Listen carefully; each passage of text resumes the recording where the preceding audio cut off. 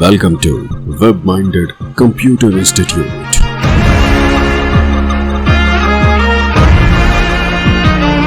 Then like, subscribe and share.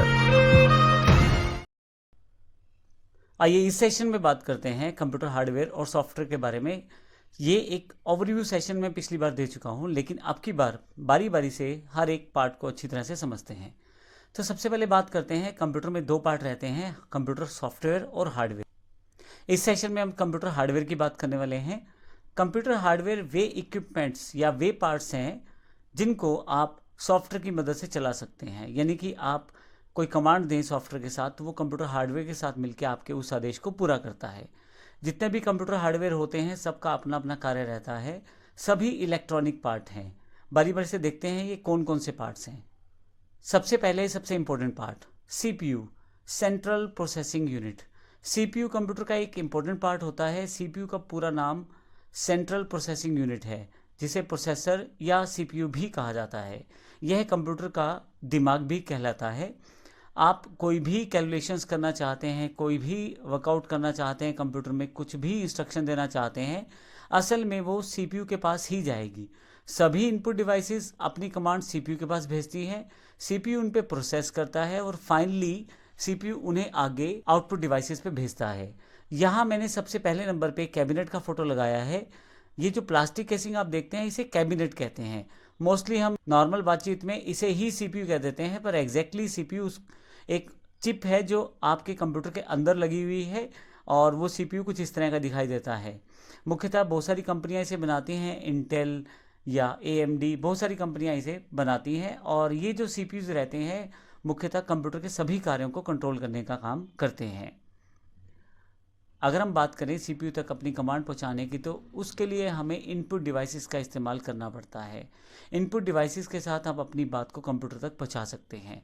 इसके लिए हम काफ़ी सारी डिवाइसेस को प्रयोग कर सकते हैं, जिसमें सबसे पहले डिवाइस है कीबोर्ड। कीबोर्ड एक इनपुट डिवाइस है जिसमें अल्फ़ाबेटिकल कीज़ रहती हैं, न्यूमेरिक कीज़ रहती हैं, सिंबल्स रहते हैं, एरो कीज़ रहती हैं, फंक्शन कीज़ रहती हैं, स्पेशल कीज़ रहती हैं। बहुत सारी कीज़ रहती हैं और इन कीज़ की सहायता से हम कमांड कुछ भी टाइप करें तो वो कंप्यूटर तक पहुंचा सकते हैं। कंप्यूटर उस कमांड को समझता है और फिर उस कमांड के अकॉर्डिंग कार्य करता है। यहाँ मैंने कुछ कीबोर्ड्स के एग्जांपल लिए हैं। यहाँ यदि आप देखें तो आपके पास वायरलेस और वायर बेस दो तरह के कीबोर्ड अवेलेबल रहते हैं। इसके पश्चात अगली जो इनपुट डिवाइस है वो माउस है। माउस तीन तरह का माउस आता है, मैकेनिकल, कॉर्डलेस और ऑप्टिकल। माउस में मुख्यतः तीन बटन रहते हैं, लेफ्ट बटन, राइट बटन और स्क्रॉल बटन। तो आपके पास जो माउस रहता है, ये जो मैंने यहाँ जो पिक्चर एक ग्राफिक के रूप में दिखाई है, ये बहुत पुराने माउस, जब शुरुआत में कंप्यूटर आया था तो बहुत पुराने माउस हैं जो मैकेनिकल माउस कहलाते हैं। मैकेनिकल माउस जिनमें बॉल्स लगी रहती हैं। जब आप माउस को घुमाते हैं मैकेनिकल माउस को, तो उसके अंदर एक बॉल अवेलेबल रहती है। बॉल को आगे की तरफ घुमाने पर वो अलग तरह का एक सिग्नल क्रिएट करती है, पीछे की तरफ घुमाने पे अलग तरह से वो बिहेव करती है। असल में बॉल एक मैकेनिकल पार्ट है, उसके साथ जुड़ा हुआ इलेक्ट्रॉनिक सर्किट उसको सेंस करता है कि बॉल किस दिशा में घूम रही है। जिस दिशा में वो घूमती है उसी दिशा में आपके जो कंप्यूटर स्क्रीन पे बना हुआ एरो घूमता है। तो इस तरह से मैकेनिकल माउस इसलिए कहते हैं क्योंकि जो बॉल है वो एक मैकेनिकल पार्ट है और जब वो घूमता है तो कहीं ना कहीं वो इलेक्ट्रॉनिक पार्ट के साथ मिलकर इलेक्ट्रॉनिक सिग्नल क्रिएट करता है जो कंप्यूटर तक आपकी इनपुट को पहुंचाता है। तो इस तरह से हम मैकेनिकल माउस का इस्तेमाल करते हैं। बहुत पुरानी कैटेगरी के माउस हैं, इस वक्त मार्केट में ये अवेलेबल नहीं हैं। इसके अलावा कॉर्डलेस माउस हैं। कॉर्डलेस माउस में एक आपके पास रिसीवर रहता है और जो कंप्यूटर से जुड़ा रहता है, और माउस के अंदर ही एक ट्रांसमीटर होता है। इसमें किसी तरह की तार नहीं होती और पूरा इलेक्ट्रॉनिक सिस्टम रहता है। जब आप माउस को प्रयोग करेंगे तो माउस एक सिग्नल क्रिएट करेगा आगे पीछे घूमते हुए या बटन दबाते हुए। वो सिग्नल कंप्यूटर में लगा हुआ ट्रांसमीटर प्राप्त करेगा और वो ट्रांसमीटर के साथ आप कंप्यूटर को इनपुट दे पाते हैं। असल में आप माउस को उसी तरह से प्रयोग करते हैं जैसे सिंपल माउस प्रयोग करते हैं, लेकिन बस इसका जो प्रारूप बना हुआ है वो कोडलेस बना हुआ है, उसमें किसी भी तरह की तार का इस्तेमाल नहीं हो रहा। केवल आप माउस को प्रयोग कर रहे हैं। माउस के अंदर बैटरी यानी कि सेल का प्रयोग किया जाता है जिससे माउस को पावर मिलती है। इसका एक बड़ा बेनिफिट ये भी रहता है वायरलेस माउस का कि इसमें किसी भी तरह की तार जुड़ी नहीं रहती, तो आप आसानी से माउस को कहीं भी रख के प्रयोग कर सकते हैं। एक थर्ड और सिंपल कैटेगरी जो माउस की वो ऑप्टिकल माउस है। ये एक नॉन मैकेनिकल माउस है, लेकिन इसके साथ वायर जुड़ी रहती है। बस यही एक फ़र्क है, वायर इसमें जुड़ी रहती है। जो पिछला माउस हमने देखा था वो वायरलेस देखा था। इसमें ट्रांसमीटर वगैरह तो कुछ नहीं होता, एक सिंपल USB या PS2 आपके पास यहाँ पे कनेक्टर्स रहते हैं। जैसे ऊपर अगर आप देखें तो हरा सा ये जो कनेक्टर है ये है PS2 कनेक्टर कहलाता है, और जो नीचे वाला कनेक्टर है यह USB कनेक्टर कहलाता है। आज की डेट में मुख्यतः माउस USB बेस्ड और वायर बेस्ड और वायरलेस बेस्ड ही अवेलेबल है। PS2 वाले कनेक्टर वाले माउस अब इस वक्त मार्केट से आउटडेटेड हो चुके हैं।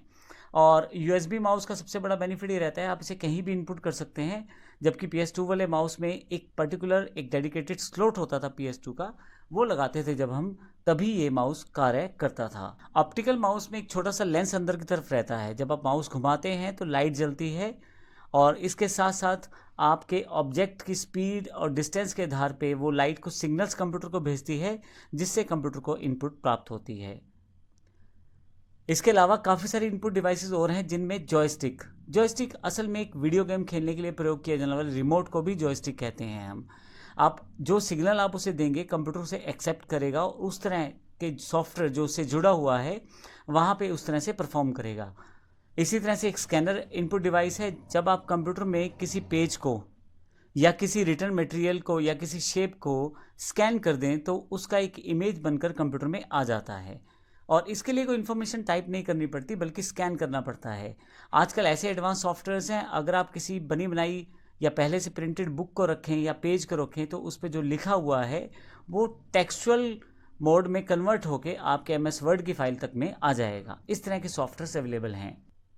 इसका अर्थ ये हुआ कि अगर आपके पास मान लीजिए एग्जांपल के लिए कोई लेटर पहले से टाइप है और आप उसको अभी टाइप नहीं करना चाहते तो स्कैनर पे रखें, स्कैन करें, पर्टिकुलर सॉफ्टवेयर्स आते हैं, उनके साथ वो जो स्कैन किया हुआ इमेज है वो टेक्स्ट में कन्वर्ट हो जाएगा, और अब आप उसे MS वर्ड में इंपोर्ट करके टाइप या एडिट कर सकते हैं। तो इस तरह से स्कैनर का प्रयोग हम करते हैं। इसके पश्चात नेक्स्ट जो पार्ट है इनपुट डिवाइसेस में, नेक्स्ट जो एग्जांपल है वो बार कोड रीडर का है। बार कोड रीडर क्या करता है, आप अगर कोई सामान लेते हैं, जैसे बिस्कुट लिया आपने या आपने कोई घी का पैकेट लिया, तो आपने ध्यान दिया होगा उस पर कोड दिखाई देता है। उस कोड को यदि आप बार कोड गन से स्कैन करें तो वह कोड एक अलग फॉर्मेट में, जिसमें काफ़ी सारी इन्फॉर्मेशन छुपी रहती है, वो कंप्यूटर स्क्रीन पे ला देता है। जैसे उस प्रोडक्ट का rate, date of manufacturing, date of production, और या ये लगा के चलें डेट ऑफ एक्सपायरी, बहुत सारी इन्फॉर्मेशन उस पर रहती है। वो सारी की सारी इन्फॉर्मेशन उस बार कोड रीडर गन से उसे रीड कर लिया जाता है और उसे कंप्यूटर के पास भेजा जाता है। तो असल में यह भी एक इनपुट रहती है कंप्यूटर के लिए। इसमें मुख्यतः इनका प्रयोग जो शॉपिंग मॉल्स हैं या जो बड़ी बड़ी दुकानें हैं उन पे किया जाता है। प्रोडक्ट बहुत सारे होने पे बिलिंग ये बड़ी आसानी से कर देता है। केवल स्कैन करना है किसी आइटम को और उसका रेट या उसकी क्वांटिटी, हर चीज़ आपके कंप्यूटर में खुद ही लोड हो जाएगी सॉफ्टवेयर के अंदर, और आपको कुछ भी टाइप नहीं करना पड़ेगा, कुछ भी ढूंढना ही नहीं पड़ेगा बिलिंग के लिए। तो इस तरह से बार कोड रीडर का प्रयोग किया जाता है। अगर इनपुट डिवाइसेस की बात करें तो टच स्क्रीन भी इनपुट डिवाइस का पार्ट है। अगर आप कभी ATM जाते हैं तो आप देखते हैं ATM में जैसे ही आप प्रेस करेंगे स्क्रीन पे तो कोई और ऑप्शन आ जाएगा, जिसमें आपसे बैंकिंग की जानकारी या डिपॉजिट या विड्रॉल या काफ़ी सारे ऑप्शंस पूछे जाएंगे। जब आप उस पर्टिकुलर ऑप्शन पे टच करेंगे अपनी उंगली से तो आगे फर्दर ऑप्शन खुल जाएंगे। इस तरह की machines touch screen input screen के साथ अवेलेबल रहती हैं। कभी आप रेलवे स्टेशन जाएं या कभी एयरपोर्ट पे जाएं या कभी मॉल्स में जाएं या आप बैंक के ATMs में जाएं तो इस तरह की काफ़ी सारी डिवाइसेस आपको लगी मिल जाएंगी, जिस पे आप अपने हाथ से या उंगली से चला सकते हैं। उसमें किसी तरह के माउस की आवश्यकता नहीं रहती। स्क्रीन पे जो दिखाई दे रहा है आप बस वहाँ जाके प्रेस करें और उस तरह का कमांड कंप्यूटर के पास चला जाएगा। तो यह भी एक इनपुट डिवाइस है। मान लीजिए आप एक ATM पे खड़े हैं और आप पैसा निकालना चाहते हैं, तो आपको बैंकिंग सेलेक्ट करना है, फिर विड्रॉल सेलेक्ट करना है। विड्रॉल सेलेक्ट करते ही आपसे इनपुट जानकारी मांगी जाएगी पिन कोड की, उसके लिए न्यूमेरिक अपने आप ऊपर आ जाएंगे स्क्रीन के। जब आप उन न्यूमेरिक्स को दबाएंगे तो आपका पिन कोड जाना जाएगा, फिर आपसे अमाउंट भरवाया जाएगा। ये सारा का सारा कार्य टच स्क्रीन करवाएगी और अलग अलग तरह के ऑप्शंस देके आप जो जो ऑप्शन दबाते चले जाएंगे उस तरह की कमांड कंप्यूटर तक पहुंचती चली जाएगी और कंप्यूटर उस तरह से बिहेव करेगा।